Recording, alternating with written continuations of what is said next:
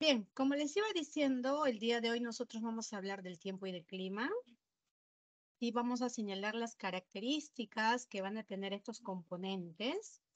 Recuerda, ¿sí? Básicamente, tiempo y clima o el término tiempo meteorológico y clima se utilizan para diferenciarlos por la duración. ¿Ok? Ahora miren, cuando nosotros observamos ¿ya? Las imágenes de, por ejemplo, de una zona costera, y las imágenes de una zona de repente de la selva o tal vez un sector del clima o en la sierra, si nos damos cuenta solamente en la imagen, estas condiciones van variando. Las condiciones de los distintos lugares que hay en el Perú, ya sea costa, sierra y selva, varían. Esto se va a deber principalmente al clima. El clima de cada uno de estos lugares, que obviamente es distinto, va a generar ciertos factores en el paisaje, o ciertas características en el paisaje. Profesora, disculpe, ¿está mostrando pantalla o ¿Sí? ¿No sale? A ver, no? espera. Ya, ahorita lo pongo. ¿Ahora sí? Milciades, ¿ya se puede ver la pantalla? Sí, sí, Ah, profesora. listo, listo.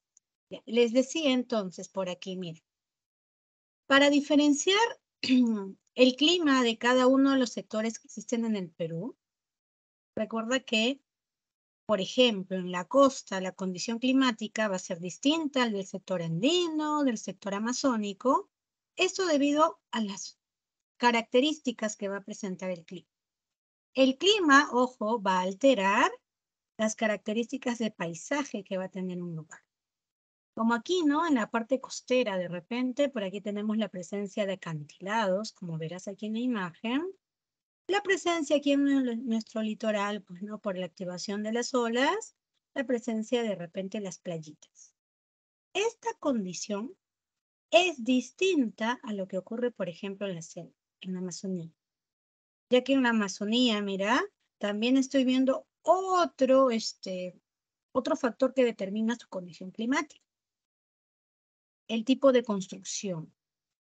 Por la condición climática de la Amazonía, mira, las casas que se construyan en este sector van a ser muy diferentes a las que podamos encontrar aquí en la costa. Y esto debido principalmente a que en la selva las lluvias van a ser constantes. Y por eso, mira, el tipo de vivienda, el techo tiene una caída.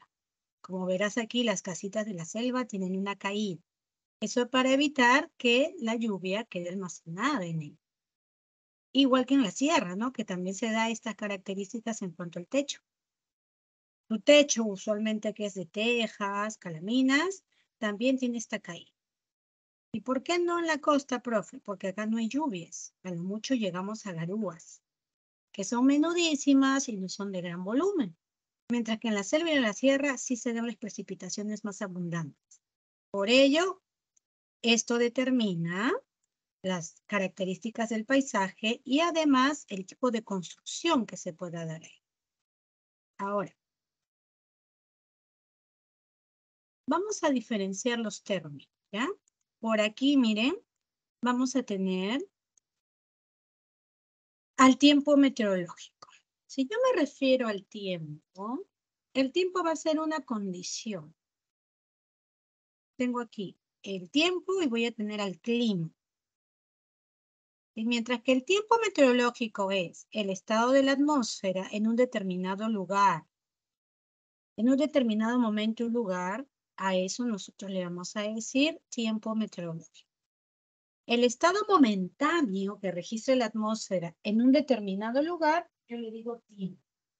Y suele pasar, chicos, bien, suele pasar que, por ejemplo, ¿no? Ahorita amanece todo nublado y tú vas bien abrigado a un lugar, no sé yo, y a cuestión del mediodía, esta condición varía. ¿Por qué? Porque al mediodía comienza a ser cielo o comienza a despejarse el firmamento y tengo presencia de brillo solar. Usualmente esta condición que se va alterando en el transcurso de horas, yo le voy a decir tiempo. Por eso digo que el tiempo es una condición muy variable y una condición cambiante de un lugar. Puede amanecer muy nublado, de ahí incluso hasta podría haber presentación de precipitaciones y luego de ello, sol resplandeciente. A esa condición de la atmósfera momentánea le voy a decir o le voy a denominar tiempo. ¿Qué más? El tiempo se evalúa en periodos muy cortos, horas o días. Mira este detalle. Para yo poder dar las condiciones del tiempo meteorológico, voy a analizar la atmósfera durante días y horas. Además, esto es estudiado por la meteorología. La ciencia encargada del estudio del tiempo viene a ser la meteorología. Por eso simplemente le decimos tiempo meteorológico. Profesora, ¿yo puedo saber el tiempo aquí en la ciudad de Lima o si yo me vi con Los Olivos, no sé, San Juan del Lurigancho, Caraballo, Puente Piedra, cualquier distrito del Perú? Tú ingresas al CENAMI, que es el Servicio Nacional de Meteorología e Hidrología, y te van a decir las condiciones que va a presentar el tiempo en el lugar que tú te encuentres. Profesora, yo tengo que salir de mi casa muy tempranito, a las 5 de la mañana. ¿Cómo tengo que ir vestido para de repente el mediodía no esté un sol resplandeciente y me tenga que sacar todo lo que me abrigue? Igual, tienes que revisar el tiempo. Revisa aquí el CENAMI y el CENAMI va a arrojar un reporte del tiempo.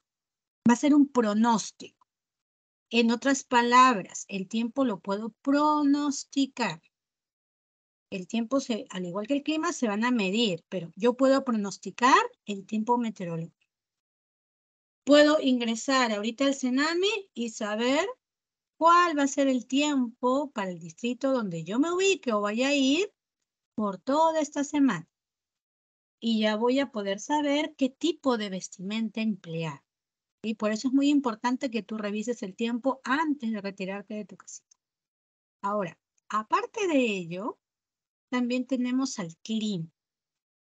Mientras que el tiempo es evaluado en periodos cortos, el clima ya es el estado permanente. Mira, es el estado permanente o promedio que va a tener nuestra atmósfera. Es decir, la suma de todos los tiempos meteorológicos me da como resultado el clima. Por eso digo, la instantánea del clima se va a conocer como tiempo meteorológico.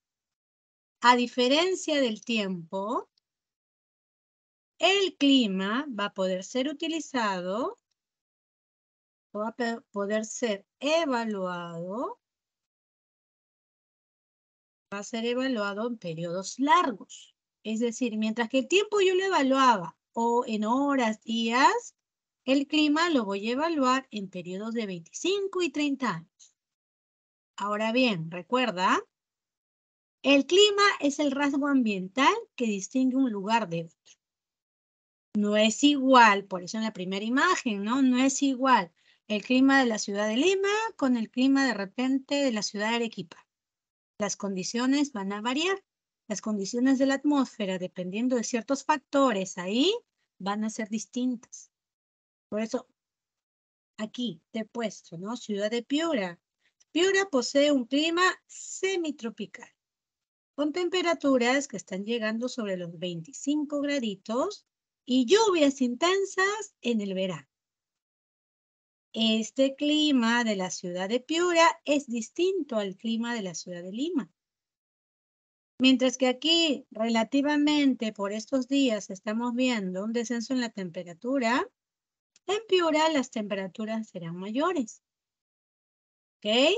¿Por qué? Porque ambas ciudades tienen distinto clima. Profe, ¿pero las dos no están en la costa? Sí, pero el clima es el rasgo ambiental que va a distinguir un lugar de otro. No va a ser lo mismo el clima de Piura, el clima de Tumbes, comparado con el clima de Lima. ¿Ya? Ahora, si bien es cierto, el tiempo meteorológico es estudiado por la meteorología, el clima va a ser estudiado, como su nombre lo dice, por la climatología. ¿Sí? La climatología se va a encargar de estudiar las variables climáticas que van a tener los distintos lugares del planeta. Además, recuerda, hoy, por los efectos de, digamos, del calentamiento global, nuestro planeta está padeciendo una alteración en el clima. ¿Sí? A eso, recuerda, nosotros le decimos cambio climático. El clima que ahorita te estoy mencionando se está viendo alterado por ciertos factores o ciertas condiciones que se están dando en nuestro planeta. Ahora, el clima es muy importante por lo siguiente. El clima va a influir en el tipo de gastronomía. Profesora, aquí en el Perú hay ya diversos platos dentro de la gastronomía, pero que tienen que ver directamente con las distintas variables climáticas que tiene el Perú o con las distintas condiciones de clima que tiene el Perú. Por ejemplo, en lugares donde yo sé que las temperaturas son bajas, sector andino, en estos sectores predomina como comida los caldos, ¿no? Caldo de cabeza, tú habrás comido una vez tu caldo de mote, ¿no? Entonces, en esos sectores donde las temperaturas tienden a ser bajas, aquí el clima me está determinando el tipo de gastronomía. Pero, profe, en la costa ya tenemos el plato de bandera, el ceviche, ¿no? Por las condiciones cálidas o más o menos cálidas en comparación al sector andino, se va a tener estos platos, ¿no? La huancaína, el ají de pollo y así. Y también el clima me va a influenciar en el tipo de vestimenta. Obviamente aquí las prendas serán de repente más pequeñas, más delgadas, pero si yo me voy al sector andino, me voy a Puno, me voy a Cerro de Pasco, voy a tener que utilizar otro tipo de vestimenta. Porque aquí las condiciones de temperatura suelen ser muy bajas. Y más aún si ahorita están padeciendo de heladas. ¿Ok? ¿Qué más? El clima me va a influenciar en el tipo de vivienda. El clima me va a influenciar, ojo, en el tipo de vivienda. ¿Ya? Además, el clima me va a influenciar también en el paisaje. Además,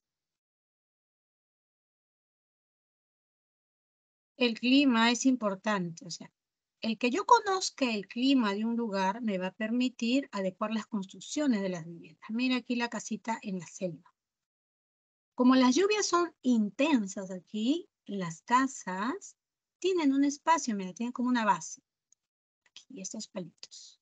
Para que el agua de las lluvias, a pesar de que, bueno, tienen estos aleros que van a determinar que el agua caiga, para evitar que el agua llegue directamente a sus viviendas, les hacen estas elevaciones.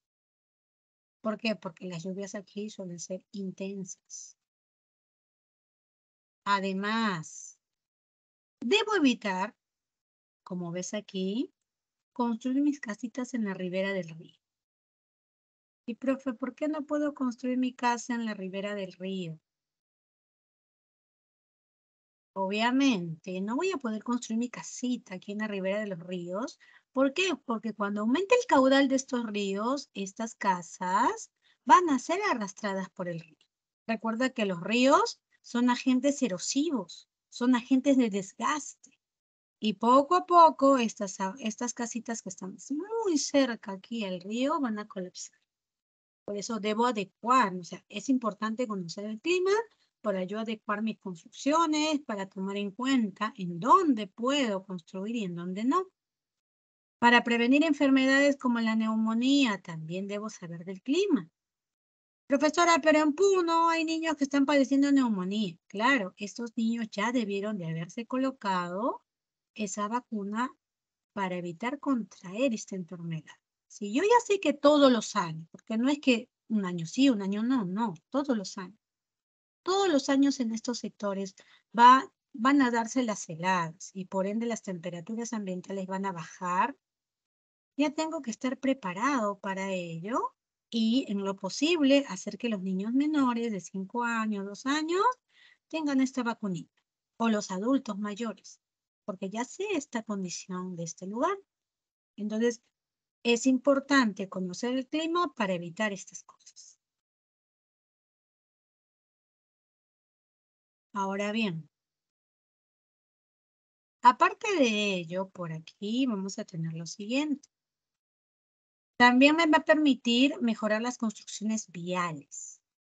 Obviamente, el tipo de material que usen las carreteras de los distintos lugares del Perú va a tener que variar. ¿Por qué, profesora? Mientras que en el sector andino, esas pistas, esas carreteras se ven expuestas al hielo, en el sector amazónico, estas se verán expuestas a las lluvias intensas. Y por lo tanto, de repente por ahí, huaicos, ¿no?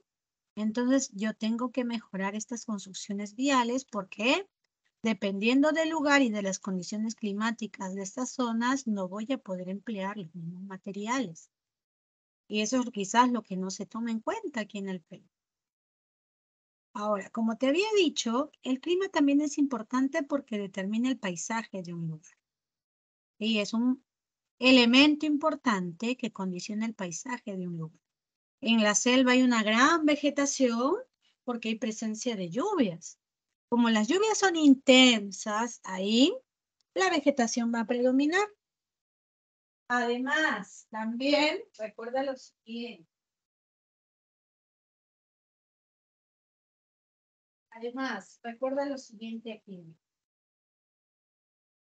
Si bien es cierto, el clima me va a influir en la gastronomía, la vestimenta, la vivienda, el paisaje, es importante que yo pueda conocer las condiciones climáticas de los distintos lugares aquí en el Perú para prevenir enfermedades, para reducir los desastres, ¿ya? Porque recuerda, si bien es cierto, un desastre se ocasiona por un fenómeno que puede ser natural o humano, esos desastres me van a generar daño en la población.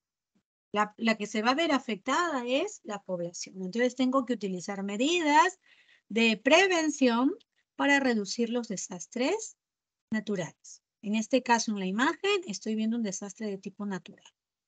Ahora, tengo que mejorar las construcciones viales dependiendo de las condiciones climáticas que tengan lugar. No le voy a echar pues ahí solamente un pequeño asfalto ligero, porque a la larga, por la presencia de esas precipitaciones sólidas, esto rápidamente se va a dañar. Entonces tengo que saber también el tipo de clima de un lugar para saber qué materiales de construcción emplear. Ahora, el clima también tiene elementos y factores, ¿ya? Elementos y factores del clima. Para yo poder hacer un análisis que te decía que se hacía, ¿no? La climatología era la encargada de estudiar el clima, al igual que la meteorología, la encargada de estudiar el tiempo. Para que ambas ciencias puedan estudiar las condiciones de tiempo o clima que registra un lugar, debe estudiar a sus elementos. Los elementos deben ser importantes. Profesora, ¿qué elementos? Mire, los elementos del clima nos van a permitir identificar y describir el clima de un lugar. Yo analizo en un lugar X, ya digamos, analizo la temperatura, la humedad, la nubosidad, la precipitación, la presión y los vientos. Analizando estos elementos, estos componentes, yo voy a poder determinar las condiciones climáticas de un lugar y poder dar el tipo de clima que tiene esa zona.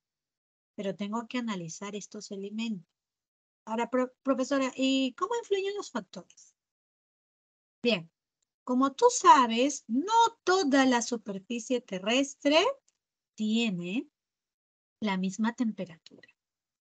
¿Por qué, profesora? Bueno, la Tierra es una esfera y al ser una esfera, la temperatura no va a caer sobre el planeta de la misma manera. Entonces, ya ahí la temperatura se va a ver alterada, porque la temperatura no es uniforme. Profesora, ¿y quién puede alterar a la temperatura?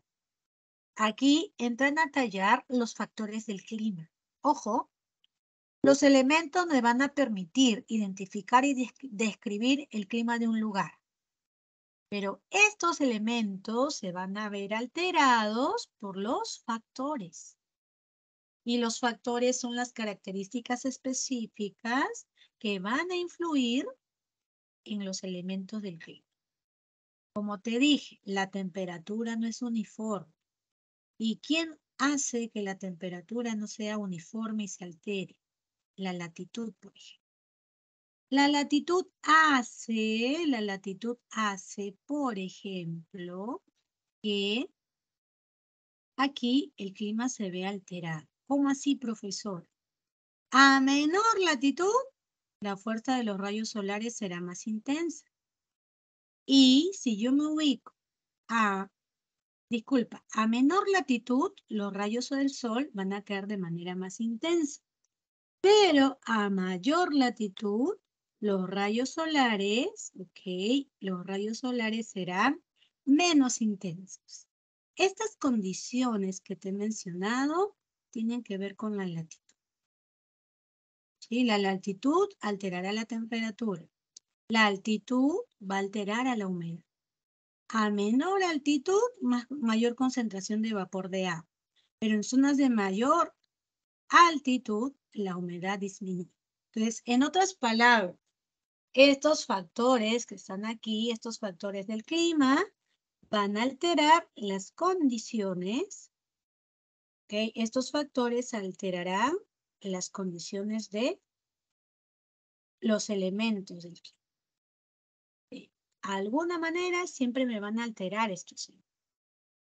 Las corrientes marinas, profe, ¿cómo? Hay corrientes cálidas, hay corrientes frías. Si las corrientes marinas son cálidas, también me va a afectar la temperatura del lugar. Si las corrientes marinas son frías, como el caso del Humboldt, me determina un descenso en la temperatura. Además, por ahí también tengo a la precipitación. Se va a ver alterada, ya las precipitaciones se ven alteradas también por la altitud. En las zonas de mayor altitud tendré precipitaciones sólidas. En las de menor altitud mis precipitaciones serán líquidas. Y así cada uno de estos factores se verá alterado por los elementos del clima. Para poder comenzar y explicarte a detalle cada uno de los elementos del tiempo y clima, veremos lo siguiente. La inversión térmica. Vamos a entender por inversión térmica. La inversión térmica es una característica que toma la atmósfera cuando la temperatura del aire, en vez de descender, aumenta. Ya miren, a ver. En otras palabras, yo te había dicho la semana pasada de la gradiente vertical de temperatura. Por cada kilómetro de ascenso, la temperatura debía descender 6 grados, ¿cierto? Ya. A eso nosotros le habíamos dicho gradiente vertical de temperatura. ¿Pero qué es la inversión térmica? La inversión térmica genera lo opuesto. A mayor altura, supuestamente, la temperatura va a ser mayor. Y profesora, ¿este fenómeno por qué se da? Este fenómeno aquí en el Perú tiene que ver directamente con las nubes llamadas estratos. Las nubes estratos van a ser, las nubes estratos aquí van a ser que la temperatura se invierta. ¿Cómo así? Te había dicho, mayor altura, la temperatura va disminuyendo. Ya, mira, aquí bajo las nubes tengo 18 graditos. Pero sobre las nubes la temperatura llega a 24 grados. ¿Y esto por qué? Porque las nubes que están aquí van a ir reflejando el calor solar o el calor del sol. Bajo estas condiciones, a esto yo le voy a denominar inversión térmica. Se va a invertir. Solo aquí en Lima se va a dar este fenómeno conocido como la inversión térmica, causado por la presencia de las nubes estratos. Ya que si no hubiera nubes estratos, conforme yo estoy a mayor altura, mi temperatura seguiría bajando. Pero como están estas nubecitas sobre las nubes, la temperatura va a ser mayor. Ahora, seguimos. Ahora sí te hablo de los elementos, ¿ya? Entre los elementos que va a poseer el clima, tenemos a la temperatura. Profesora, ¿qué es la temperatura? La temperatura viene a ser el grado de calor o frío que registra nuestra atmósfera. Y como estás viendo aquí, la temperatura va a ser medida con el termómetro, que se expresa en grados centígrados, grados Fahrenheit o grados Kelvin. ¿Ya? Ahora, recuerda que para yo medir esta temperatura que registra el ambiente, utilizo un instrumento llamado termómetro. ¿Sí? El termómetro ambiental, porque no es lo mismo que el termómetro corporal. Mientras que el termómetro ambiental puede llegar a medir hasta 50 centímetros de largo, el corporal, como habrás utilizado alguna vez, es un termómetro de 10 centímetros aproximadamente. Es pequeño. Ahora, para yo poder determinar puntos en la Tierra con igual condición de temperatura, utilizaré una línea llamada isoterma. ¿Cómo así, profesora? Bueno, si yo tuviera mi mapita, ¿no? Mi planisferio, y sé que aquí en Lima hay pues 20 grados y de repente en Ica 20 grados, uno, a través de una línea llamada isoterma, estos dos lugares. Esa línea me va a permitir ubicar dos puntos de la ciudad con la misma temperatura. O dos puntos, disculpa, del Perú con la misma condición térmica. Como comparten la misma temperatura a esa línea, simplemente le llamo isotermo. Ahora, profesora, ¿la temperatura es uniforme? No. Recuerda que te he dicho que la temperatura que hay en nuestro planeta no va a ser uniforme, porque se va a ver alterada. ¿Y quién altera, profe, la temperatura? La latitud. La latitud es un factor del clima que va a ver alterada o que va a hacer que la temperatura se altere y no sea uniforme. Por ejemplo, si yo me ubico en zonas cercanas al Ecuador, la temperatura aquí va a ser mayor. Las más altas temperaturas del planeta se registran en la zona cercana al Ecuador. El desierto de Libia, con 59 graditos de temperatura, es el lugar de la Tierra con mayor temperatura en el planeta. Mientras que en el sector de los polos, yo voy a ubicar al lugar con con menor temperatura. En los politos, al existir que los rayos solares no caen de la misma manera en los polos, la temperatura ahí va a ser de las más bajas. Tanto así que yo te dije que en la Antártida, en la estación Vostok, la temperatura llegaba a menos 89 graditos. Por eso es considerado el lugar más frío en el planeta. Ahora, aparte de esto, vamos a tener lo siguiente. Otro elemento importante que tiene la temperatura u otro factor se llama altitud.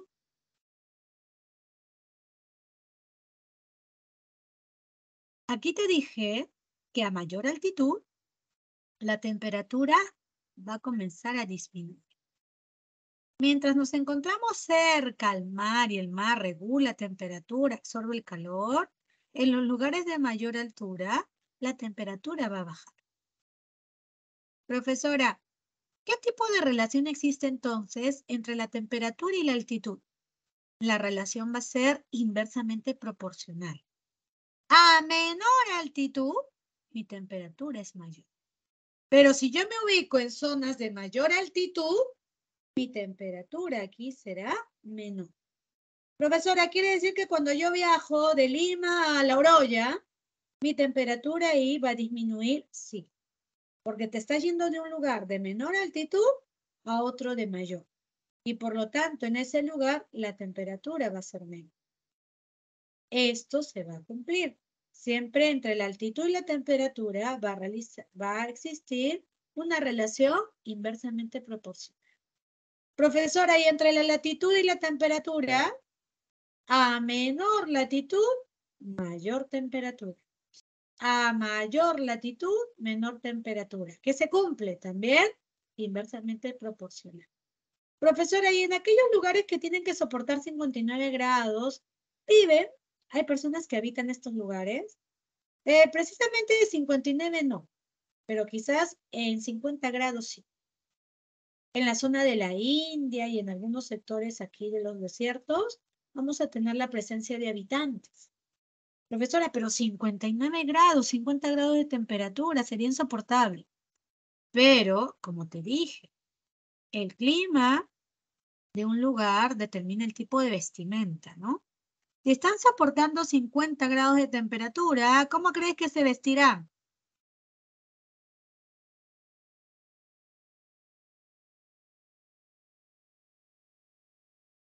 Mira, 50 grados de temperatura. ¿Qué tipo de vestimenta empleará aquellas personas que viven en zonas donde la temperatura es muy alta?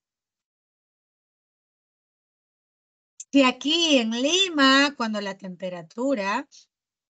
si aquí en Lima, cuando la temperatura es mayor, cuando la temperatura es muy alta, ¿qué tipo de vestimenta emplean los pobladores, ah? Cuando aquí la temperatura es sumamente alta, ¿qué tipo de vestimenta se empleará? Ropa muy ligera. Ya, ropita muy ligera, por ahí me dice tu compañera, sí. Pero en aquellos sectores, mira, Lima hemos llegado a 30, 32 graditos. Hasta 34 días más calurosos. En los lugares que soportan 50, mira, 50 grados de temperatura, como dice tu compañera, utilizan prendas que son relativamente ligeras, en el sentido que, a diferencia de aquí, utilizan prendas ligeras pero diminutas. En esos sectores no. Las prendas son ligeras, sí, pero se cubren todo el cuerpo. Unas especies de túnicas que les van a cubrir el cuerpo, porque en estas zonas desérticas la temperatura llega a 50 graditos. Entonces, para poder soportar esas temperaturas tan altas, se van a colocar túnicas y van a beber bebidas tibias o calientes. Profesora, ¿pero por qué? Si acá cuando yo tengo calor aquí en Lima, voy y me como mi cremolada.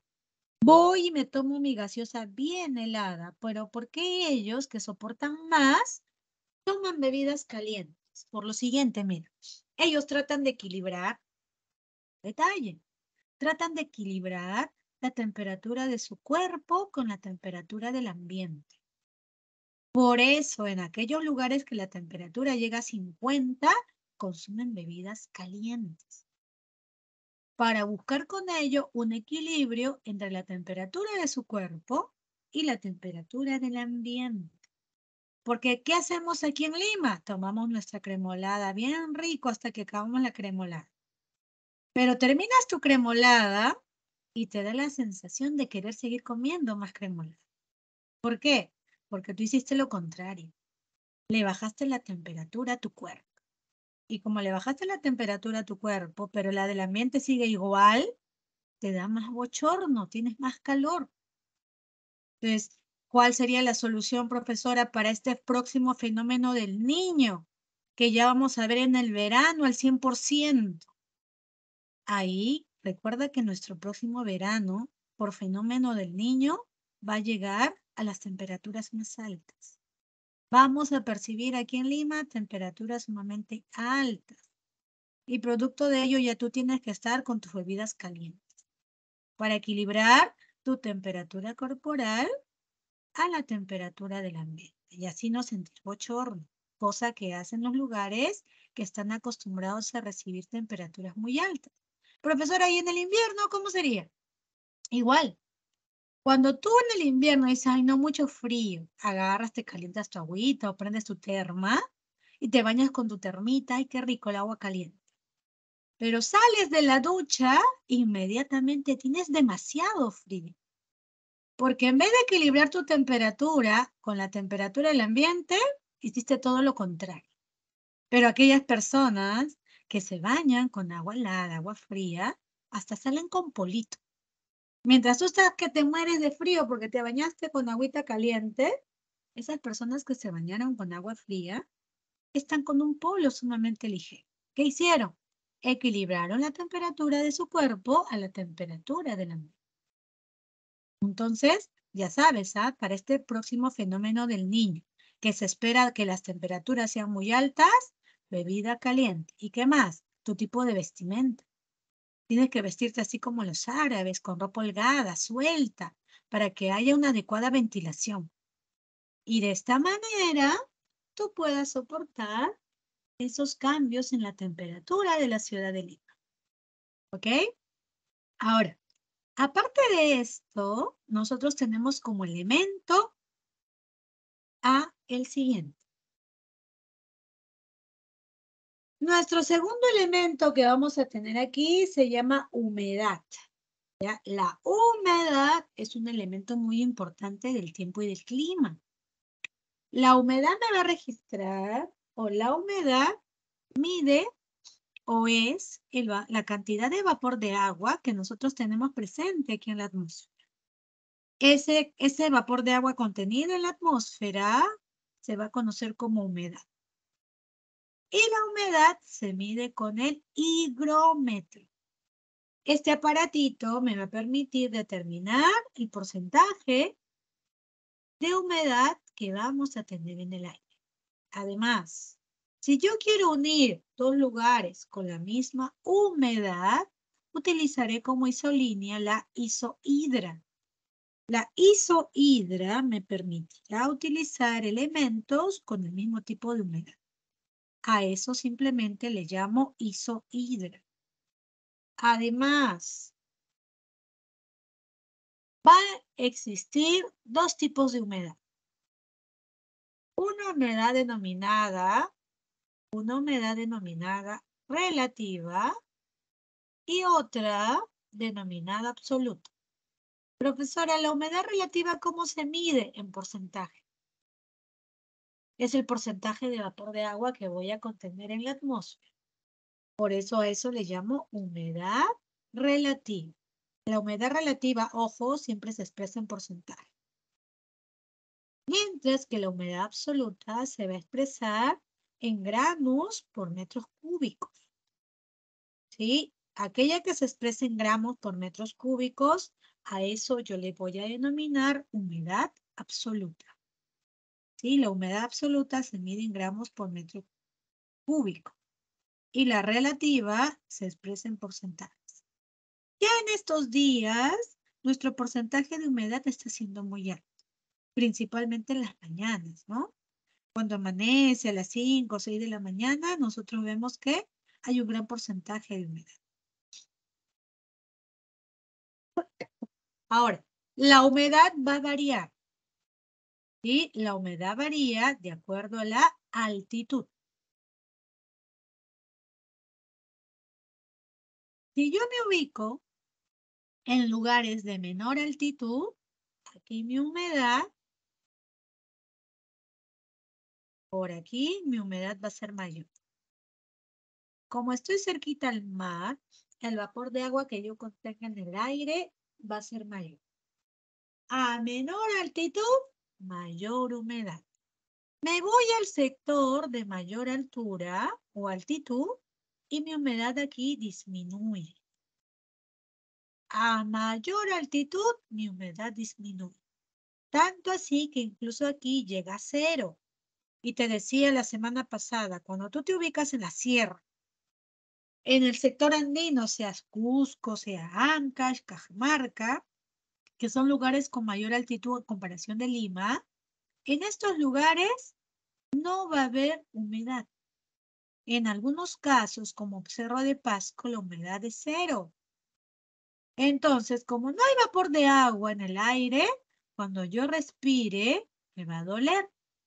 ¿Por qué, profesora? Porque tú aquí, a la hora de respirar, estás absorbiendo también vapor de agua.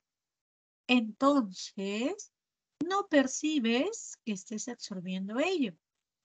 Aquí en Lima, pero tú te vas allá al sector de Cerro de Pasco y como la humedad es 0, literal, Cuando comiences a respirar, vas a sentir el aire seco. Como dicen los pobladores, ¿no? El respirar ahí te va a doler. Eso hasta que te condiciones. Y sucede lo siguiente, cuando estás bajo los rayos del sol, tienes mucho calor. Buscas inmediatamente una sombra, pero en la sombra te da demasiado frío. Eso se da, o eso se llama contrastación térmica. Profesora, ¿por qué existe la contrastación térmica? Porque no hay humedad. Te dije que el vapor de agua retiene, conserva el calor, pero como no hay ahí, está bajo los rayos, mucho calor. Estás en una sombra, mucho frío. A eso le llamamos contrastación térmica, ¿ya? No te olvides. Ahora bien, la humedad también varía con la latitud. Si yo me ubico en zonas cercanas al Ecuador, mi humedad va a ser mayor. ¿Por qué, profesor? Si estoy en las zonas cercanas al Ecuador, y como ves en la imagen, ahí en esas zonas cercanas al Ecuador, hay masas de agua. Al yo someter las masas de agua a lugares de mayor temperatura, ¿qué pasará con el agua? A ver, ¿qué pasará si yo coloco el agua sometido a los rayos del sol? ¿Qué pasa con el agua? Pasa su segundo ciclo, que es la evaporación. Por eso, en las zonas donde la temperatura sea mayor, o sea, en las zonas de menor latitud, aquí habrá mayor evaporación. Y al haber mayor evaporación, estas zonas serán de mayor humedad. Mientras que en la zona de los polos, ahí la humedad es menor. Incluso hasta en algunas ocasiones no hay humedad en la zona de los polos. Porque debido a las bajas temperaturas del lugar, no hay masas de agua que puedan evaporarse. Por eso aquí la humedad será menor. Ahora, si te das cuenta, ¿qué tipo de relación existe entre la altitud y la humedad? A ver, Profesora, disculpe. dime, Milciades. Bueno, es que no entendí muy bien eso lo que era la contrastación térmica, así le llamó, ¿no? O algo Ajá, así. ajá, ya, Am, te lo bueno, explico. sí, por favor, es que no entendí muy bien. O sea, ¿se refiere a eso de que en mayor altitud haya menos y en abajo, o sea, más abajo haya más humedad? Claro, lo que sucede es que en el sector de mayor altura, como tú mismo lo has señalado, no hay vapor de agua. O sea, el aire es seco, literal así, el aire es seco. Como no hay vapor de agua que pueda regular la temperatura en el ambiente, siempre que yo me ubique bajo los rayos del sol, voy a tener mucho bochorno. Pero cuando yo me vaya a la sombrita, ahí voy a tener mucho frío, porque precisamente al ubicarnos a una mayor altitud, no hay humedad, no hay vapor de agua. Y como no hay vapor de agua, el vapor de agua, el carente aquí, no va a permitir que se conserve el calor. Por eso, sometido ahí a los rayos del sol, mucho calor. Te vas a una sombrita y ahí sentirás mucho frío. ¿Por qué? No hay vapor de agua. Es precisamente por ese detalle. Al no haber humedad, no conservo el calor. Este se pierde rápidamente. A eso me refería con la contrastación térmica. Ahora sí, o alguito que no hayas entendido, Milciades. Entendí, profesora. Muchas gracias. Listo. Ahora, yo les estaba preguntando a ustedes qué tipo de relación existe entre la altitud y la humedad. ¿Qué me podrías decir? Y esto es muy importante que ustedes recuerden, ¿ah? En la temperatura te estoy hablando de altitud. En la humedad te estoy hablando de altitud. Porque la altitud va a permitir regular. ¿Sí? La altitud me va a permitir regular o modificar a los elementos del tiempo y del clima. Entonces, si yo te digo, ¿qué tipo de relación existe entre la altitud y la humedad? Tú vas a decir inversamente proporcional. ¿Por qué? A menor altitud, yo tengo más humedad. Pero si yo me ubico en lugares de mayor altura, mayor altitud, mi humedad disminuye. A ese tipo de relación entre la altitud y la humedad, yo le digo inversamente proporcional. En cambio, en la latitud y la humedad hay una relación directa, ¿no? Disculpa, inversa también. A menor latitud, ya, a menor latitud voy a tener más humedad. Pero si yo me ubico en la zona de los polos, mi humedad desaparece. Y por ende, a mayor latitud, menos humedad. Se vuelve a cumplir la relación inversamente proporcional. ¿Sí? Ahí está relacionado la humedad y la latitud de manera inversa. Al igual que la altitud y la humedad, también de manera inversa. Por ejemplo, si yo viajo de Lima a Cerro de Pasco, ¿qué pasará con mi humedad? Al llegar ahí a Cerro de Pasco, ¿qué pasará con mi humedad? ¿Aumentará o disminuirá? A ver, habla. Disminuye.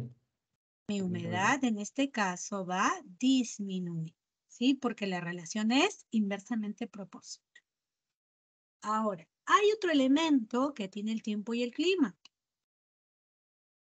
A ese otro elemento le vamos a llamar nubosidad. Mira, hemos tenido vapor de agua. Este vapor de agua va a la atmósfera, se condensa y al condensarse me forman las nubecitas. Este aparatito que estás viendo en imagen es el aparato que me permite observar a las nubes y dar su posición, su ubicación. ¿Ya? La nubosidad, como te dije, es producto de la condensación del vapor de agua que forma un conjunto de gotitas de agua y cristales de hielo que están suspendidos. O sea, después de que se formó las nubes, lo que sigue es una precipitación. Pero aquí vamos a hablar ya del nefoscopio, que es el instrumento que estás viendo en imagen. Ese aparatito que me permite observar a las nubes se llama nefoscopio. Y la isolínea que me va a unir lugares aquí en Perú o lugares en la Tierra con las mismas características de nubosidad, a eso le voy a denominar isonefo. Las nubes, como estás viendo en el cuadrito, son clasificadas por su altura. Ya por la altitud o la altura en la que estas se ubiquen, vamos a tener aquí un grupo de nubes. Las nubes más bajitas, por así decirlo, las que se ubican a menor altura, son las estratos, las estratocúmulus, las cúmulus y las nimboestratos. Incluso hasta las cumulonimbus, que se forman a nivel de los 1500 metros, pero pueden extenderse estas últimas, las cumulonimbus, de los 1500 hasta los 9000. Ahora, profesora, ¿las estratos son las que vemos nosotros en nuestro cielo limeño? Sí. Pero si nosotros vivimos muy cerquita al nivel del mar, ahí se forma la niebla. ¿Ya? La bruma o la niebla. Ahora, profesora, de todas las nubes que estoy viendo en este cuadrito, la nube más alta es la nube Cirrus. Sí. Esa se forma sobre los 10.500 metros. ¿Sí? Sobre los 10.500 metros tengo las nubes denominadas cirrus. Estas serán las nubecitas más altas que se pueden formar. Profesora, si entonces las cirrus, como son las más altas, están a mayor altura, aquí se formará cristales de hielo. Sí. Dependiendo de la altura que pueda tener una nube, voy a poder determinar, ojo, voy a poder determinar aquí el tipo de precipitación que estas pueden generar. Basta que sea una nube cumulonimbus, esta me puede ocasionar las tormentas eléctricas. En estas tengo al trueno, al relámpago y al rayo. Las nimboestratos, estas me pueden ocasionar lluvias muy intensas, ¿sí? En la parte de la selva. Entonces, las nubecitas más importantes que nosotros vamos a poder apreciar es la siguiente. Esa nube que tú ves ahí es la nube de nuestra ciudad, que se llama estrato. Las nubes de estrato son como una lámina. Es una lámina que está cubriendo nuestro firmamento. Estas de aquí son delgadas, lisas, se acumulan en capas y son de color gris. Lo característico con las estratos es que son de color gris. Las nubes son las más bajas, ya que estas se pueden formar sobre los 300 a 1000. Entre los 300 a 1000 metros, yo voy a tener la presencia de las nubes denominadas estratos. Luego por aquí, mira, tengo las nubes, o estas nubes se van a presentar desde Lambayeque hasta Tacna. Desde ahí de Lambayeque, La Libertad, Ancash hasta Tacna, yo tengo en todo el cielo de la costa centro y sur la presencia de estas nubecitas. Profesor, entonces si yo me voy a tal, ¿voy a encontrar este tipo de nube? Sí. Si te vas a Lambayeque, si te vas a Trujillo, estas nubes van a ser características. Además, también aquí tendremos a las nubes que se ubican en la zona norte. ¿Dónde, profesora? En la parte de Piura y Tumbes. Entre Piura y Tumbes ubico las nubes NIM. Basta que estas nubecitas se posen en el firmamento. Esto me indica que las nubes van a ser muy intensas. ¿Sí? Solo en el verano, recuerda tú, Tumbes y Piura padecen o tienen la presencia de lluvias torrenciales. Y además, estas, como ves en la imagen, están impidiendo que el sol pueda ingresar. Aquí, estas nubes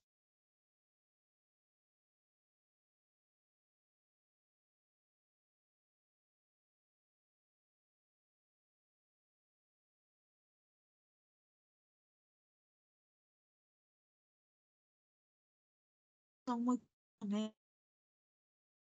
turísticas. Profesora, se le fue el audio.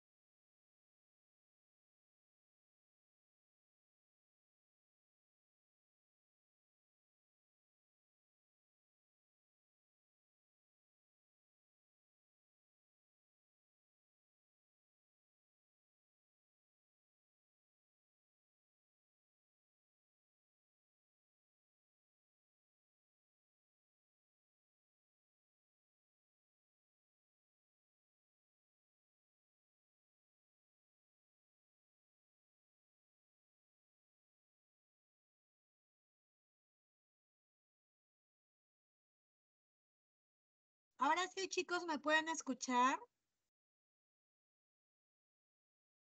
Sí, profesora. Listo, bien. Vamos a continuar, ¿sí? Bueno, como les iba diciendo, aquí vamos a tener también otros tipos de nubosidades.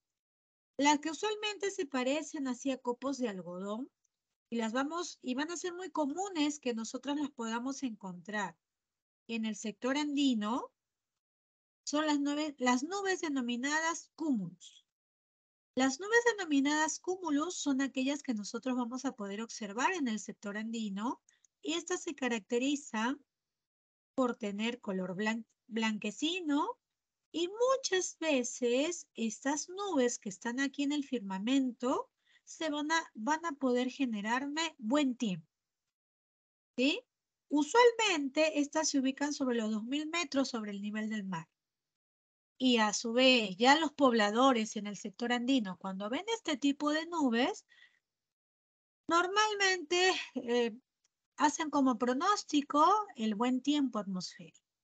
Pero si ven las nubes anteriores que vimos, las nimbos, que se van a ver así oscuras, estas nubes nos indican que se van a llevar fuertes precipitaciones.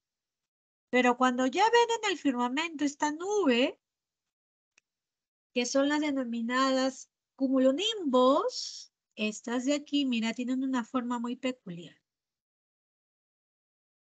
A estas nubes en el firmamento andino o en el sector de la Amazonía, porque se puede dar en los dos, se les conoce como las cumulonimbos o las nubes que tienen forma de yunque. Como estás viendo en imagen, estas nubecitas se ubican sobre los 12 kilómetros de altura. Sobre los 12 kilómetros de altura, yo voy a poder apreciar estas nubes llamadas cúmulos. La presencia de estas nubes me va a determinar los relámpagos, los truenos, los relámpagos y los rayos. Se va a dar conjuntamente estos tres. Es decir, esta me va a generar un mal tiempo meteorológico con la presencia de las tormentas eléctricas.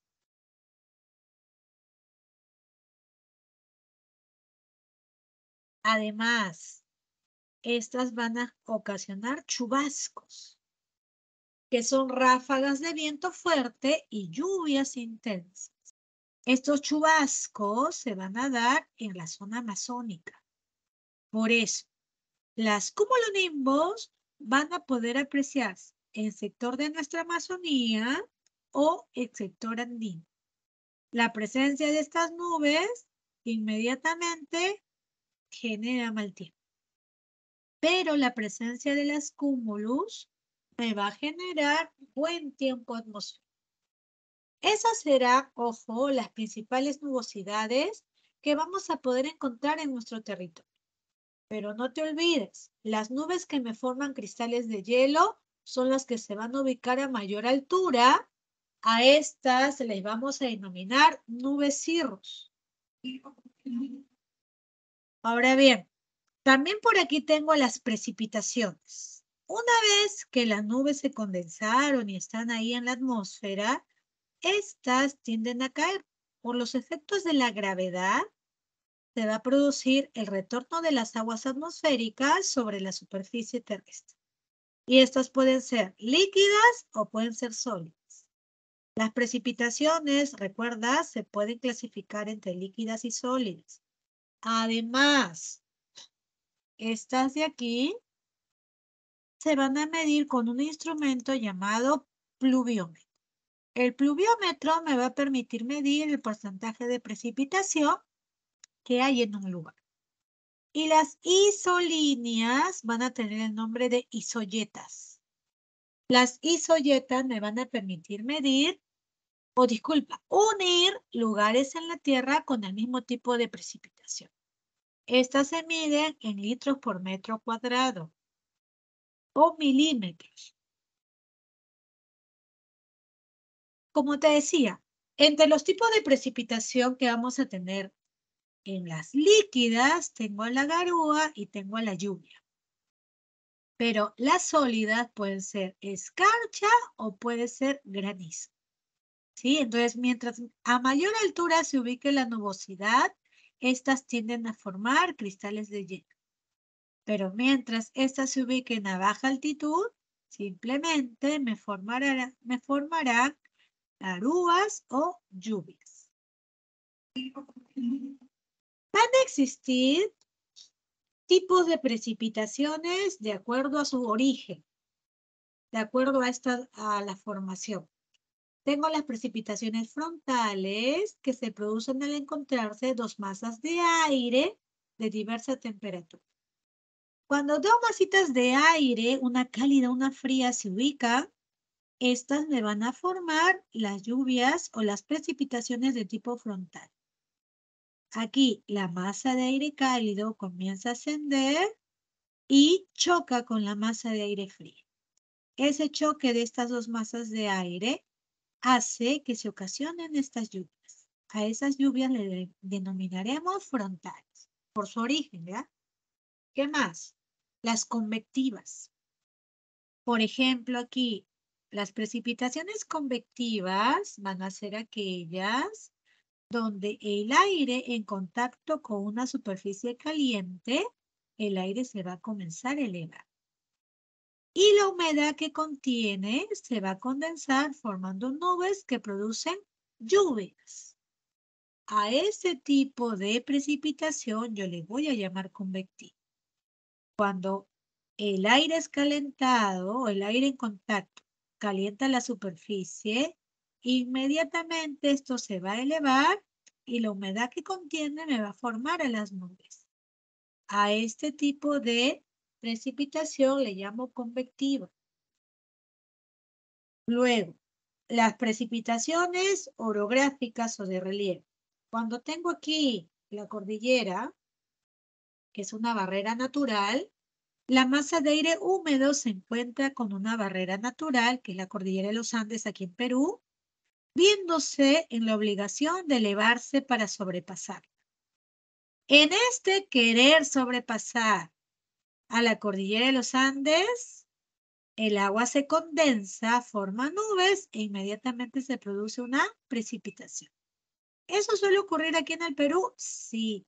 La cordillera de los Andes está funcionando como una barrerita que hace que la masa de aire que proviene, por ejemplo, de la selva, se condense ahí y me genere lluvias. Profesora, entonces, ¿me puede generar lluvias en la selva como tanto en el sector andino?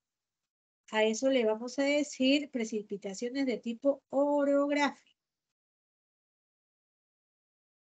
Y luego tenemos la que es muy común aquí en la ciudad de Lima. Aquí en Lima nosotros vamos a tener las precipitaciones adventivas.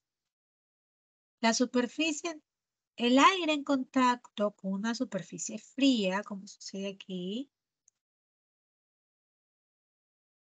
se condensa formando nubes que producen precipitaciones ligeras y próximas al suelo. Las precipitaciones adventivas se van a ver aquí en Lima. El aire frío o el aire en contacto con una superficie fría se va a condensar, formando nubes que van a producir precipitaciones sumamente ligeras. Y estas nubes, ojo, no son de gran altura. En Lima tenemos precipitaciones de tipo adventiva. En la parte de la selva y Tumbes y Piura, precipitaciones convectivas, así como precipitaciones orográficas o de relieve. Profe, ¿aquí en el Perú no hay frontales? No.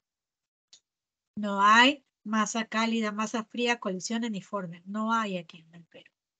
Pero sí hay de las precipitaciones convectivas, orográficas o adventivas. De esas tres sí hay en nuestro territorio. Y aquí en Lima, profe, las precipitaciones adventivas. Ahora pasamos al siguiente elemento. Este otro elemento que va a tener el clima se conoce como presión. No, profesora, disculpe, es que las precipitaciones ligeras entonces serían las garúas, ¿no? Ajá, las garúas.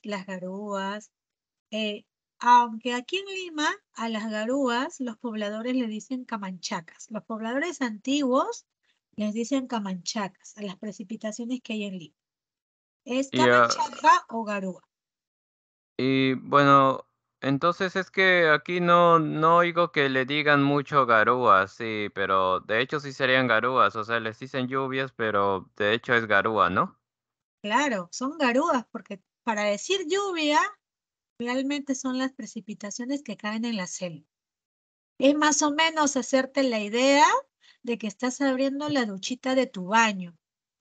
Y así como cuando tú te das un baño así y abres la ducha de tu bañito y el agua cae en esa proporción, a eso recién se le llama lluvia. Aquí en Lima a lo mucho llegamos a garúas, nada más. Ah, ok, profesor, entiendo. Muchas gracias. Ahora, mire, en el caso de la presión atmosférica, como estás viendo, mira la hormiguita que está ahí, la presión atmosférica es simplemente el peso o fuerza que genera la atmósfera sobre la superficie y los cuerpos. Ese peso de la atmósfera nosotros le vamos a decir presión. Y la presión se mide con el barómetro y se expresa en milibares, MB. A ver, profesora, ¿con qué línea yo uno lugares en la Tierra o aquí en el Perú que tengan la misma presión? Con las líneas llamadas isóbaras. Las isóbaras me van a permitir unir puntos en la Tierra o puntos aquí en Perú con la misma presión atmosférica, con el mismo peso de la atmósfera. Ya mira, este aparatito con el que estamos viendo aquí, vamos a darle el nombre de barómetro. Mide 1003 milibares o milímetros, ¿no? Ahora, hay un detalle. Como ves aquí en la imagen, presión atmosférica, ¿cierto? Dice, si yo me ubico en lugares de menor altitud y sigo la flechita que dice altitud, a menor altitud, mi peso atmosférico es mayor. Pero si yo me voy a lugares como el Huascarán, por ejemplo, el peso de la atmósfera será mayor. O disculpa, el peso atmosférico será menor. ¿Por qué, profesor? A mayor altitud, la atmósfera va a pesar menos. Y esto se cumple y esto se da porque a mayor altura, mira, si yo me ubico aquí en el Huascarán, imagínate que es de la hormiguita que está aquí en el Huascarán. El peso o lo que yo tenga que cargar de la atmósfera sobre mí será solo esto. Pero si yo me ubico en Arequipa, tendré que cargar todo este peso de la atmósfera. El peso atmosférico va a ser mayor en zonas de menor altitud. Ahí va a ser menor o va a ser mayor el peso de la atmósfera. Pero si yo me ubico en lugares de mayor altura como el Huascarán, el peso de la atmósfera va a descender. Tanto así que te ha pasado por experiencia propia que cuando has ido a lugares de mayor altura, te agitas más, te cansas más. Profesora, ¿cómo así? Claro, cuando tú has ido de repente a Cusco, has tenido que ir al Cerro de 7 Colores. En esa caminata que has tenido al Cerro de los 7 Colores, incluso llegar a la cima y poderte tomar la foto, ¿no? Has tenido que hacer una gran caminata que te ha costado. ¿Por qué? Al existir menor presión, menor peso de la atmósfera, el oxígeno también va a escasear. Recuerda que los gases pesados, como el oxígeno y el nitrógeno, se suelen ubicar en zonas de menor altura. Si yo me voy al pico como el Huascará, me voy al Cerro de los 7 Colores, mi presión va a desaparecer. Como no tengo presión atmosférica o no hay mucha presión, no voy a tener mucho oxígeno. Por eso, el hacer una caminata a mí me va a agitar más rápido, me va a cansar. Y cada cierto tramo me voy a ver en la necesidad de descansar. ¿Por qué? Porque no hay oxígeno. Cuando los jugadores que están acondicionados a zona tropical, como los brasileños, vienen a jugar a zonas así de gran altura, usualmente ese factor es favorable para el local. ¿Por qué, profe? Porque se van a agitar más rápido, se van a cansar más rápido y no van a jugar al 100%. Pero, profesor, estos jugadores vienen una semana a aclimatarse, sí. Pero a pesar de ello, el factor altitud hace que no pueda desarrollar su juego al 100%. No se puedan hacer tanto desgaste físico, porque les va a faltar el oxígeno. Y eso también te sucede a ti. Si yo te mando a Cerro de Pasco que juegues un partido de fútbol, de los 90 minutos quizás tú solamente puedas jugar 10 minutos. Luego de los 10 minutos vas a tener un gran cansancio que ya no vas a querer seguir jugando. Porque a mayor altitud no hay humedad y tampoco hay gran concentración de oxígeno. Ese va a ser el detalle. Profesora, entonces, entre la presión y la altitud, la relación sigue siendo inversa, ¿sí? A mayor altitud, la presión disminuye o la presión es menor. A ese tipo de relación le digo inversamente proporcional.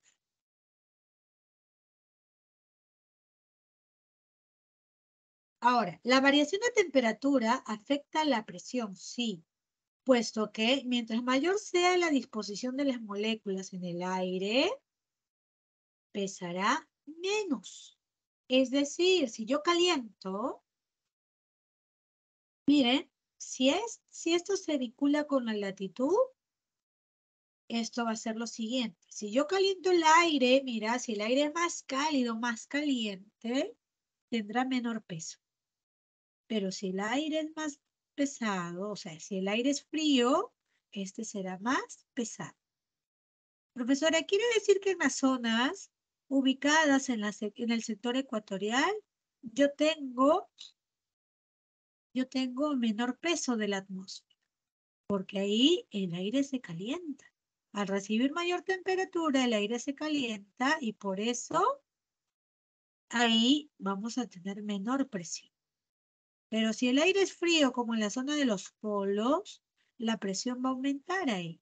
Se me va a hacer más difícil. No quiere decir que no lo voy a poder hacer, no voy a poder caminar ahí, no. Sino que se va a hacer más difícil ese proceso. Así que el calor o la temperatura también hace variar a la presión atmosférica. Si hay un lugar con mayor temperatura, el peso de la atmósfera será menor. Pero si hay lugares con menor temperatura, la atmósfera pesará más.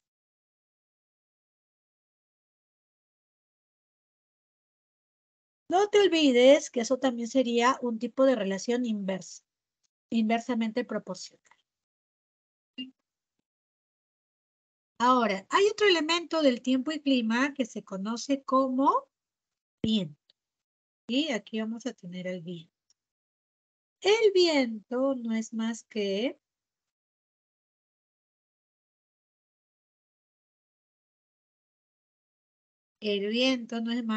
aquella masa de agua que nosotros vamos a ubicar. Disculpa, aquella masa de aire que nosotros ubicamos. O es el movimiento, desplazamiento de las masas de aire. A eso nosotros le vamos a denominar viento.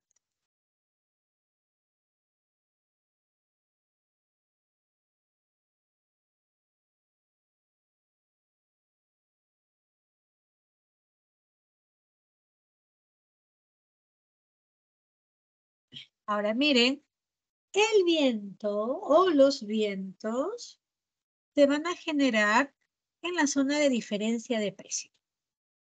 Primera ley, acuérdate la primera ley de los vientos. ¿Qué me dice la primera ley de los vientos? Me va a decir lo siguiente. Siempre las masas de aire van a desplazarse de lugares, de lugares de mayor presión atmosférica a lugares de menor presión. Siempre los vientos van a tener esta dirección. De mayor presión a lugares de menor presión atmosférica. Ese va a ser el desplazamiento de los vientos. Además, estos de aquí se pueden medir con la veleta. Con este instrumento se va a medir la dirección, mientras que con el anemómetro se calcula la velocidad que van a tener los vientos. Este aparatito que se ve con un gallo aquí, que me está diciendo norte, sur, este, oeste, a este se le llama veleta. Para saber la dirección que asumen los vientos, utilizo la veleta. Usualmente esta veleta se utiliza, ¿ok?, para poder saber la dirección del viento. Mientras que el anemómetro, que es como una especie de 4 cucharas que están ahí, me va a permitir calcular la velocidad que va a asumir el viento, ya sea 20 kilómetros por hora, 500 kilómetros por hora. Eso lo calculo con el anemómetro. La primera ley que te había dicho, la ley de Wood-Valois, indica que todos los vientos siempre van de zonas de alta presión a zonas de menor presión. Eso dice la primera ley de los vientos, denominada Wood-Valois. Ahora, otro detalle. Los vientos son clasificados en vientos planetarios. Aquí, mira, aquí en la imagen tengo los vientos planetarios. Estos vientos planetarios son aquellos que se están desplazando sobre toda la superficie terrestre. Estos van a ser afectados por el movimiento de rotación. ¿Ok? Pero siempre van a desplazarse, ojo, ¿qué dice la primera ley? De lugares de mayor presión a zonas de menor presión. Estos de aquí, que están desplazándose desde la zona de los trópicos hasta el Ecuador, tanto en el hemisferio norte como el sur, a estos vientos le vamos a decir alisios. Los alisios son aquellos vientos que van de la zona templada con dirección a la línea ecuatorial. A eso simplemente le decimos vientos alisios. Y los que van desde la zona de los trópicos, sea Cáncer, sea Capricornio, a esos le vamos a denominar vientos contralisios, porque van en dirección opuesta a los vientos alisios. Además, dime, Milciades.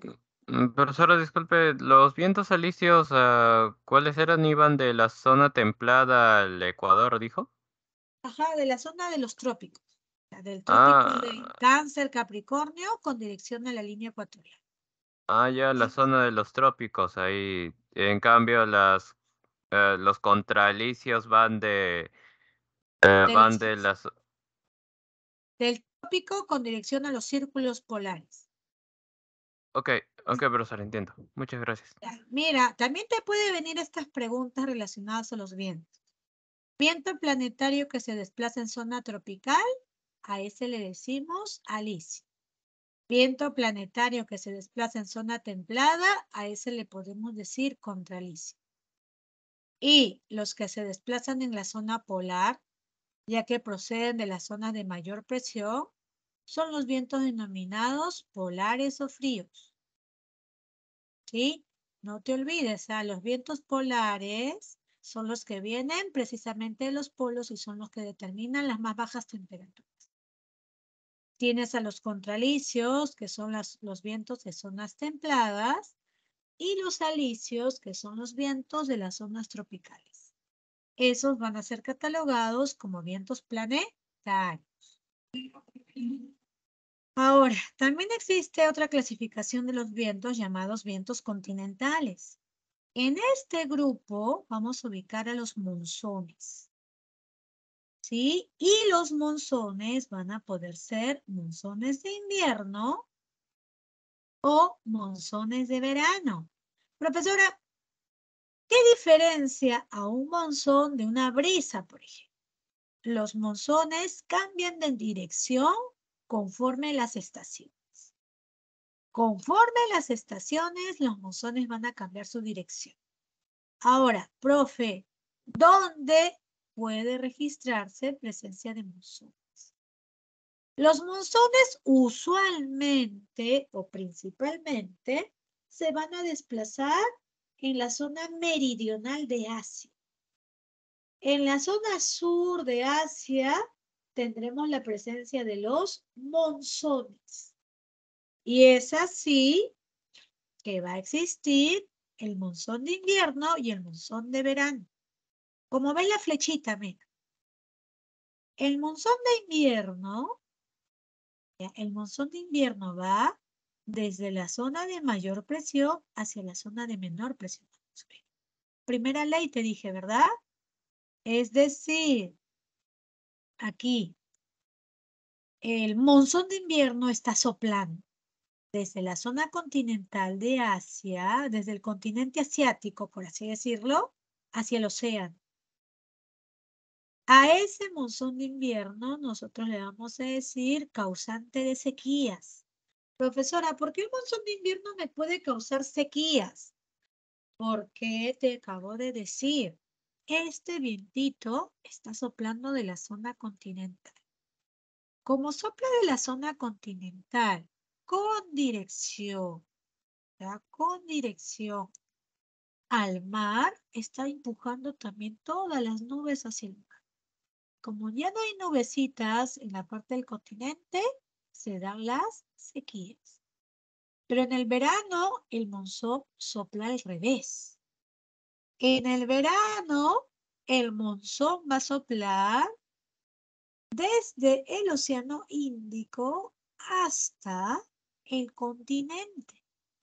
Y es ahí que ese monzón de verano va a llevar todas las nubes sobre el continente asiático. Y al empujar a todas esas nubosidades sobre el continente, en el verano se va a generar las lluvias torrenciales. Por ende, es muy importante que yo recuerde, el monzón de invierno hace que en Asia, el sur asiático, padezca sequías. Pero el monzón de verano hace que el sur asiático presente inundaciones, producto de las lluvias torrenciales que se va a dar en el lugar. ¿Sí? Esa partecita me dejó entender. Recuerda que principalmente los monzones se van a producir en el sur asiático. También tenemos a las brisas. Una brisa, a diferencia de un monzón, es aquel viento que cambia su dirección en el transcurso del día y la noche. ¿Sí? En el transcurso del día y la noche, las brisas cambian de dirección. Por ejemplo, en el día, la brisa marina soplará del mar con dirección al continente. ¿Sí? La brisa marina diurna sopla del mar hacia el continente. A esa brisa marina diurna que estás viendo acá, le vamos a denominar virazón. ¿Sí? La brisa marina diurna se va a llamar virazón. ¿De dónde a dónde está soplando? Está soplando del océano con dirección al continente. Y usualmente esa brisa nosotros la podemos apreciar en la mañana. En la mañana, este viento vamos a percibirlo cerca de nuestro litoral. Por si acaso, esta es una brisa marina, ¿ok? Diurna, llamada virazón. Pero existe también la brisa marina nocturna. Esta sopla de manera inversa. Del continente con dirección al mar. A esta brisa marina nocturna le decimos terral. Hace muchos años, cuando no había las embarcaciones de repente a motor, los pescadores utilizaban este tipo de brisa para ser impulsados en sus barcos a vela. Porque en la noche soplaba, ¿no? Desde el continente hacia el mar adentro. Y en el día sopla del mar con dirección al continente. Así que los pescadores en algún momento van a aprovechar esta brisa.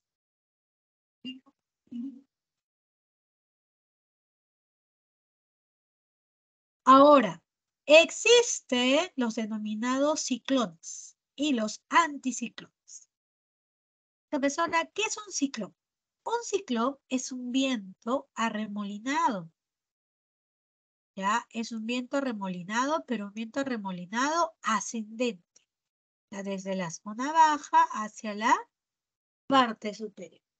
Estos vientos llamados ciclones me van a generar mal tiempo. El que estos se hagan presentes en cualquier parte del mundo generan mal tiempo meteorológico, y hace que el lugar experimente temperaturas más altas y mayor humedad. ¿Por qué, profesora? Porque estos son vientos cálidos. Por ejemplo, ¿no? En marzo nosotros subimos aquí al Yaku, y el Yaku que ocasionó un incremento en la temperatura del ambiente. Además, generó que aquí se presenten lluvias, se presenten precipitaciones.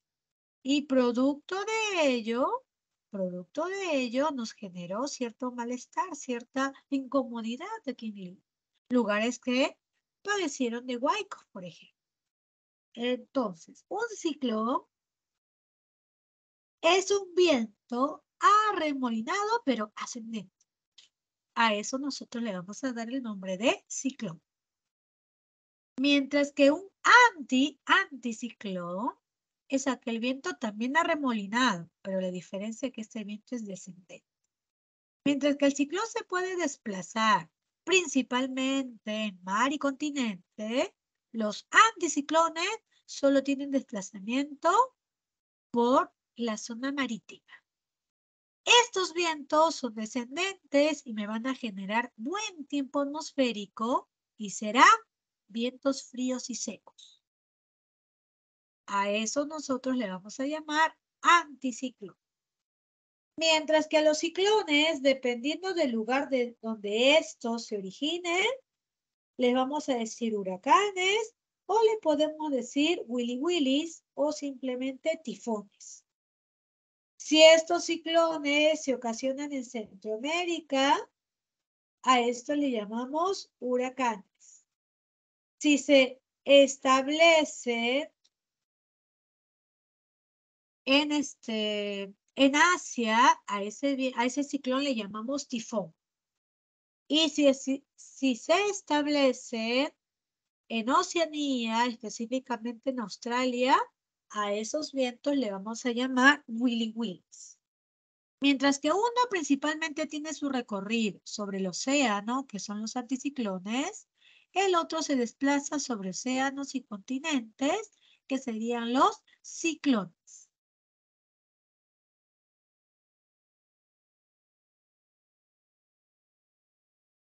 Ahora, antes de pasar a desarrollar la práctica, chicos, ¿hay alguna pregunta con respecto a esta unidad?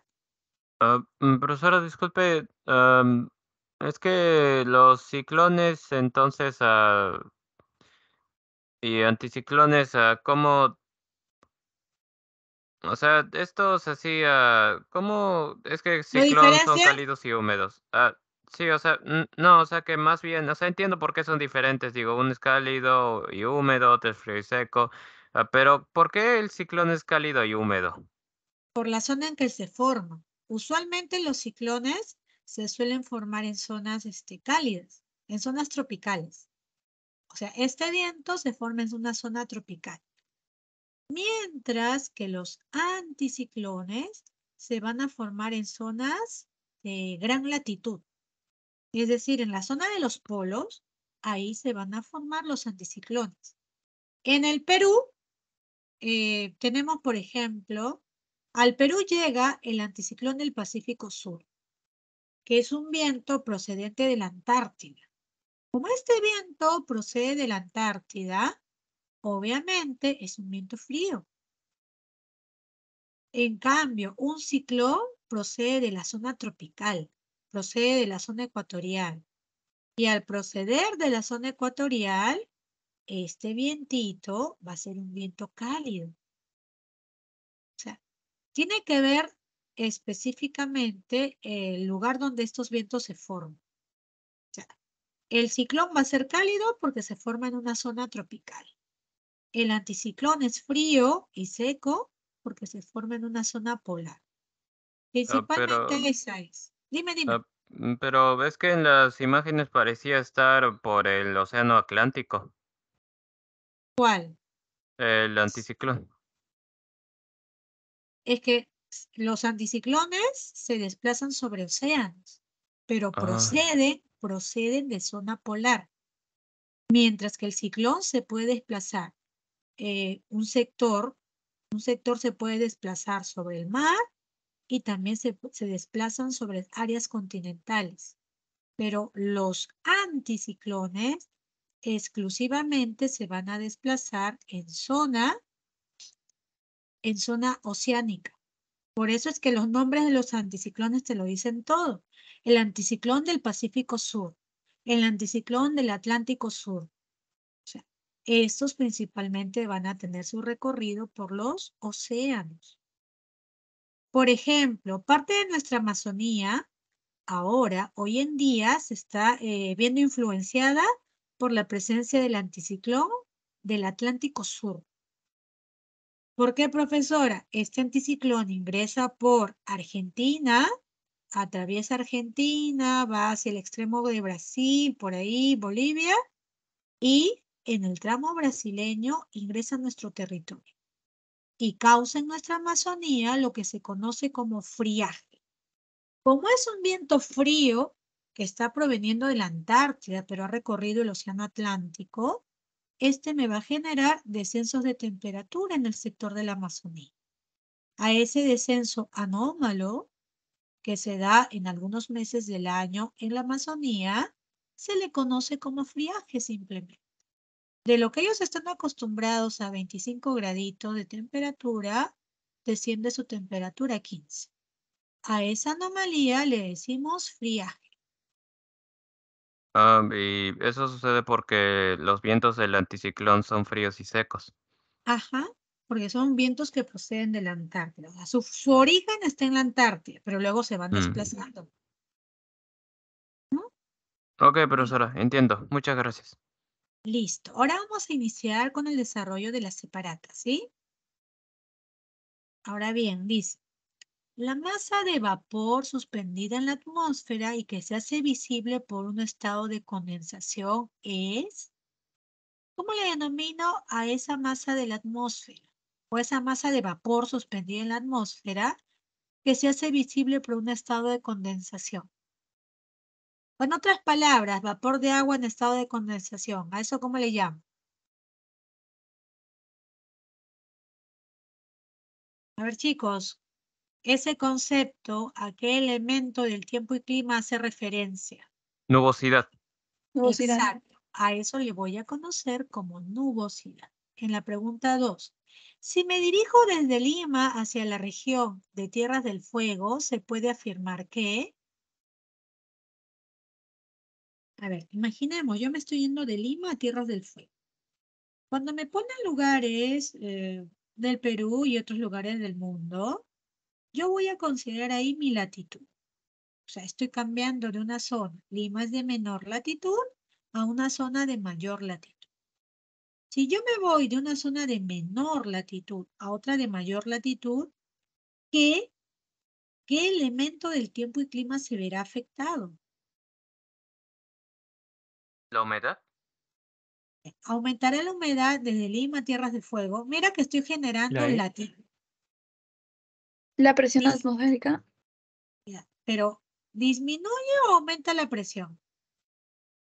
Aumenta. ¿Qué? La presión atmosférica va a incrementarse. Profesora, ¿por qué? Mira, te estoy poniendo Lima. Te estoy poniendo aquí Lima y te estoy poniendo Tierras del Fuego. ¿Tierras del Fuego a quién le pertenece? Chicos, Tierras ¿A del Chile? Fuego. A Chile, ya. ¿Chile se ubica a menor latitud o a mayor latitud? Menor latitud.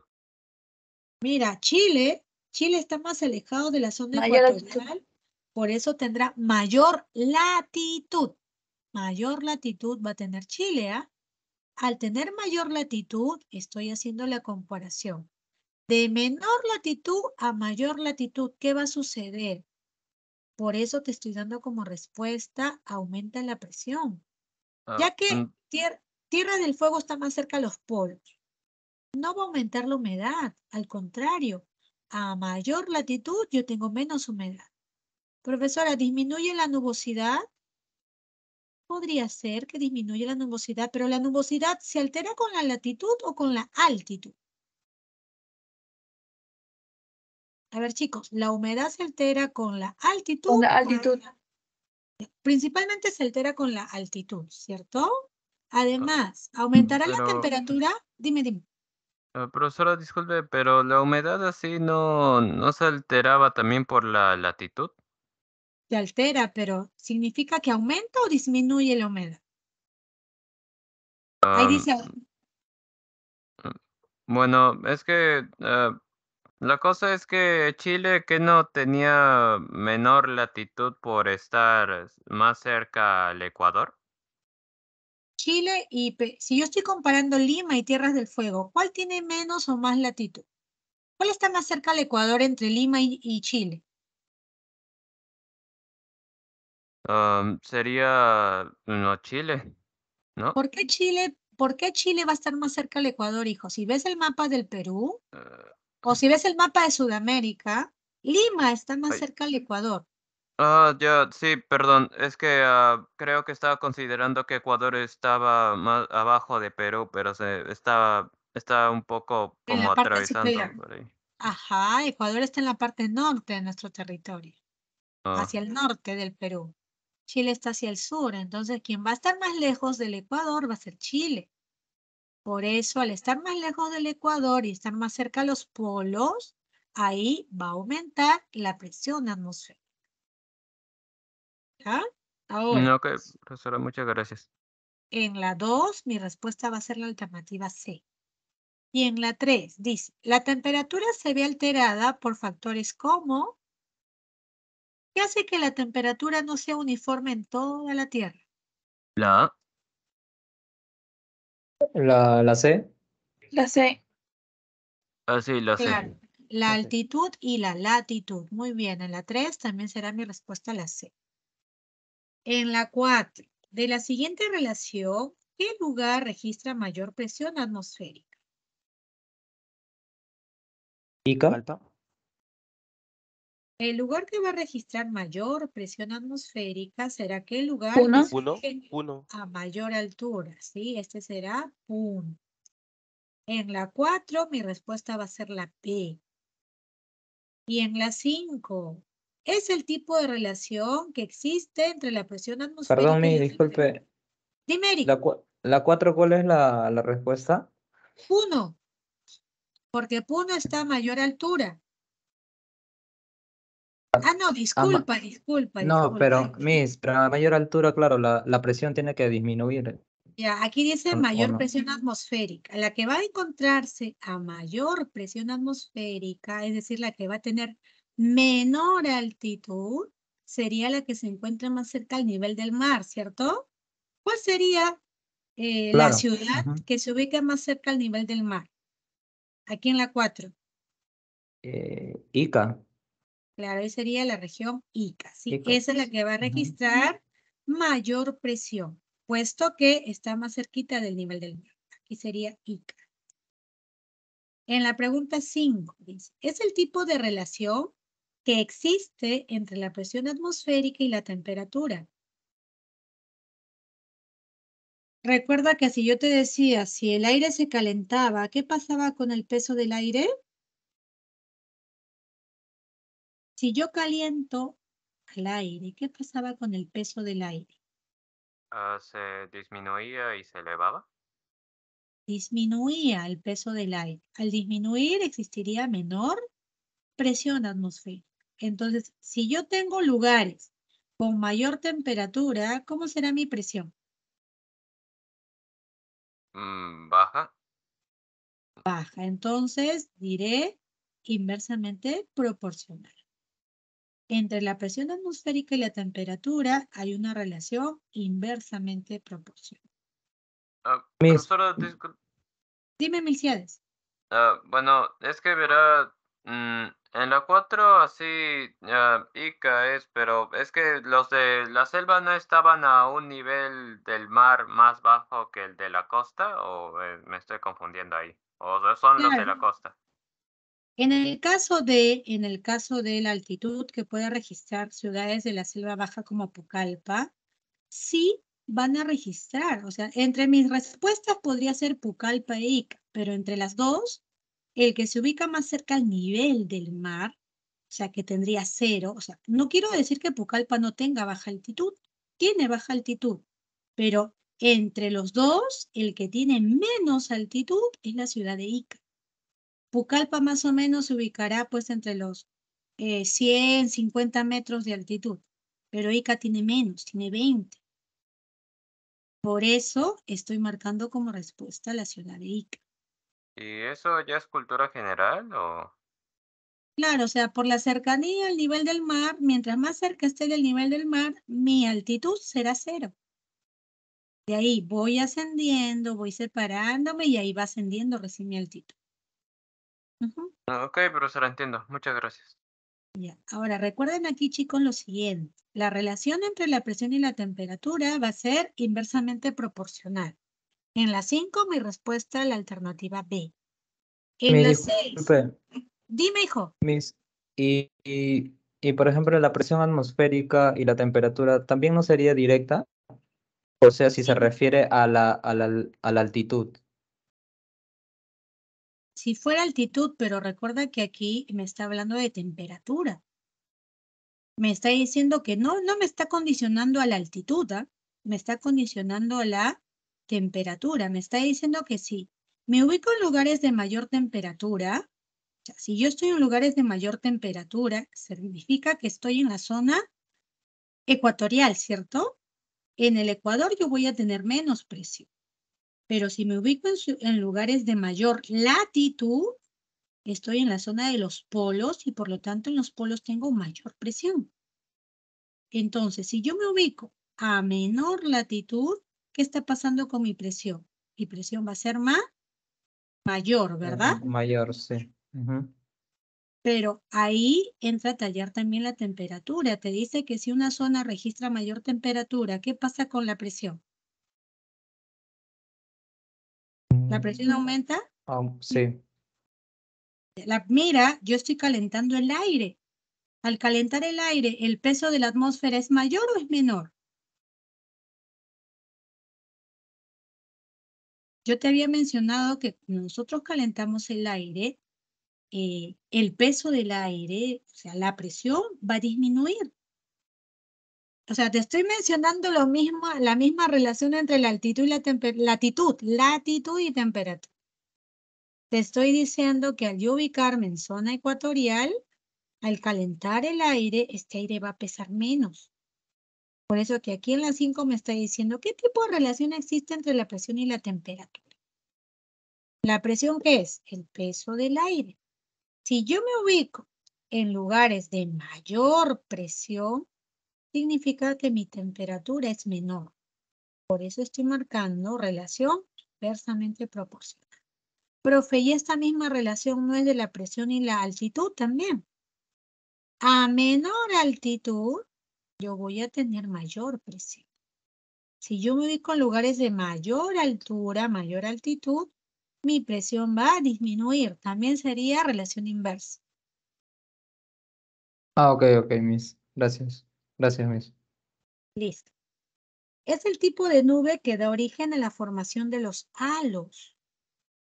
¿Qué nube me formaba los halos? ¿Te acuerdas? Recuerda que en Lima hemos podido apreciar ese fenómeno. Cuando en el firmamento nosotros veíamos un arito. ¿Alguna vez has visto aquí en Lima? Y eso incluso hasta han hecho memes, lo han viralizado. Cuando yo veía aros que se formaban en el firmamento, a eso le doy el nombre de halo. Los halos usualmente se suelen formar en las nubes que van a recibir el nombre. Mira, ahí tengo cirros estratos, tengo las nubes cúmulus. Las semis. Ahí será en las nubes cirros. Aquí en Lima habrá nubes cirros, chicos, y por eso se No, puede formar este estrato. tipo de nubes. Pero hay una condición específica para que se dé la formación de los halos. Ese tipo de nubosidad van a ser conocidas como cirroestrato. ¿Ya? Cirroestrato. En las cirroestratos voy a poder apreciar estos fenómenos conocidos como los halos, que son una especie de aros que yo voy a ver en el firmamento. En la 7 dice, la A es la isolínea que une los puntos que registran igual humedad. ¿Cómo se llamaba aquella isolínea que registran los puntos con igual humedad?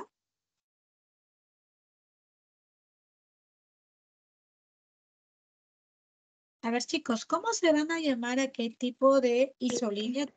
¿Isohidra? Las isohidras, ¿ok? Las isohidras. 7, beso, no te olvides, 6A.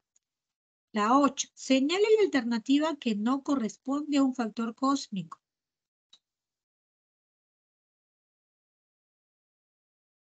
Profesora, ¿qué son los factores cósmicos? Hay factores del clima como clasificados en factores geográficos y factores cósmicos. Los cósmicos tienen que ver directamente con la forma de la Tierra, con el movimiento de rotación, la energía solar y la inclinación del eje terrestre. El que no es un factor cósmico aquí sería la orografía del relieve. En la 8, mi respuesta la B. Y en la 9 dice, sobre las características de los ciclones, señale las proposiciones verdaderas o falsas. Aquí, las proposiciones verdaderas y falsas, vamos a identificar. Los ciclones son vientos de gran intensidad, ¿eso es verdadero o falso? ¿Qué crees? ¿Será verdadero o falso que los ciclones sean vientos de gran intensidad? ¿Verdadero? Es verdadero. Eso es verdadero, ¿ya? Son vientos de gran... ¿Generan buen tiempo atmosférico? O sea, cuando detectan un ciclón, ¿te dicen que va a haber buen tiempo? Falso. No. Eso es falso, ¿ya? Aquí hay verdadero o falso. ¿Son flujos de aire ascendentes? Verdadero. Eso es verdadero. ¿Trasladan masas de aire frío? Falso. Eso es falso. Falso. En la 9, mi respuesta es la B. Verdadero, verdadero, o bueno, verdadero o falso, verdadero o falso. Y la 9, la B. La 10. Los vientos diurnos que se dirigen desde los valles hacia las montañas son denominados. Yo les había mencionado a las brisas marinas, pero también existen las brisas continentales que se dan en la zona altoandina aquí en nuestro país. Aquellos vientos diurnos que se dirigen de los valles hacia las montañas son denominados catabáticos. ¿Sí? Los catabáticos son los vientos de valle. Soplan del valle con dirección a la montaña. Eso en el día. Pero en la noche, el viento va a soplar de la alta montaña hacia el valle. Eso generará las heladas.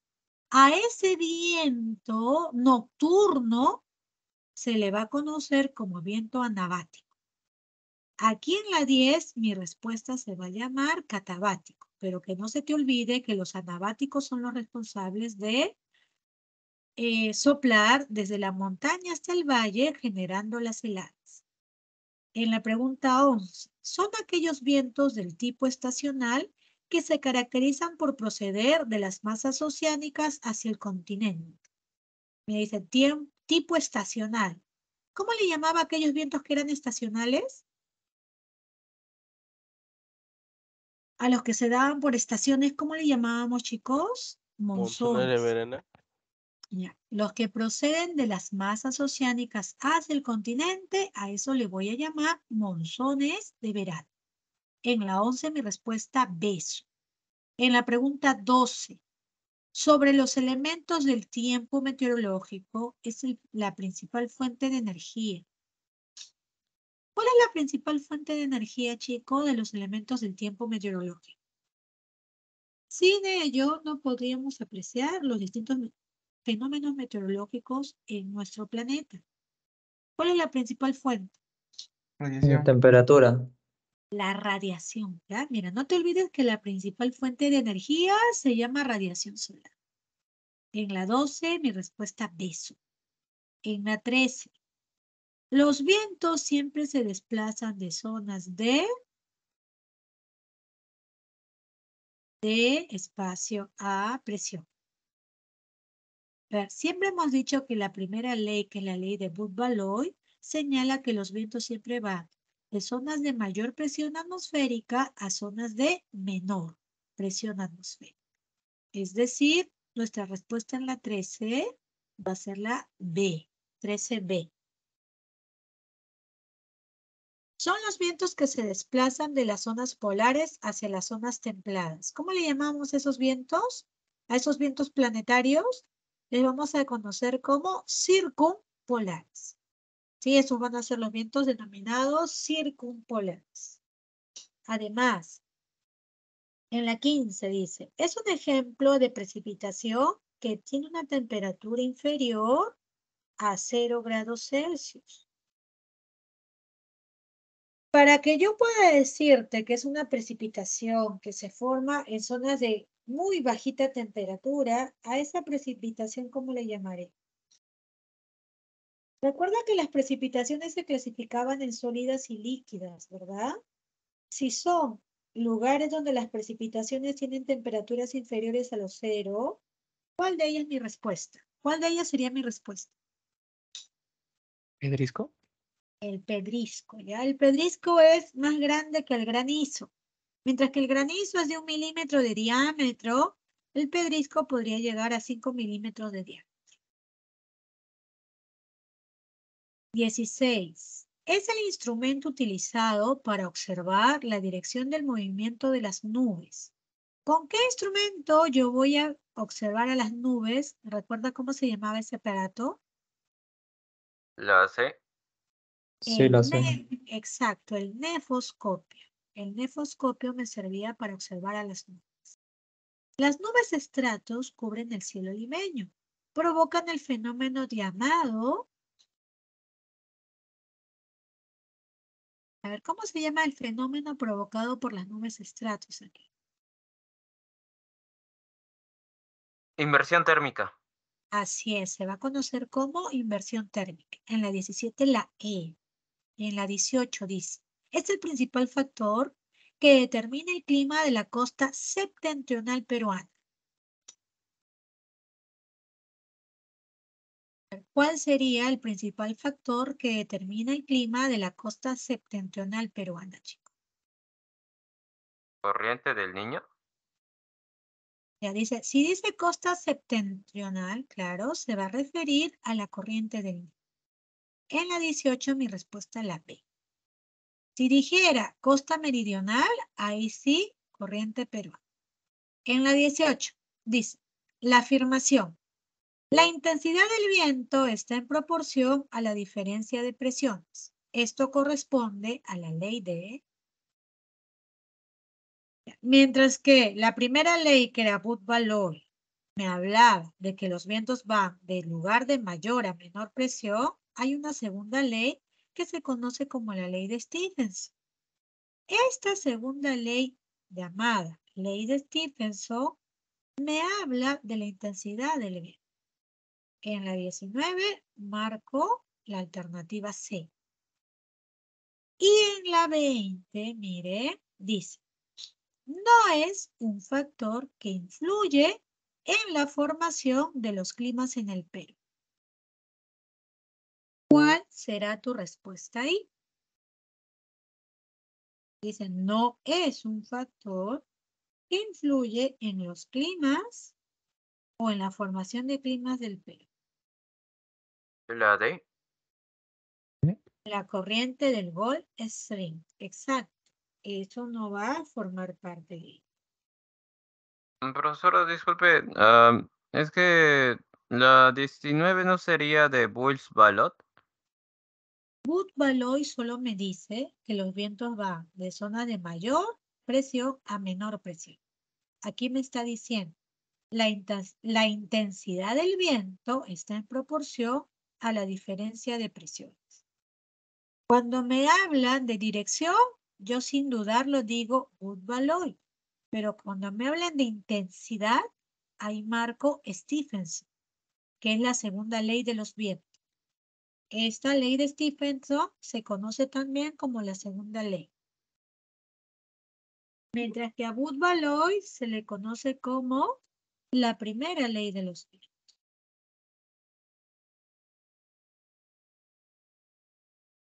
Ok, profesora, entiendo. Muchas gracias. Bien, chicos, entonces voy a detener la grabación.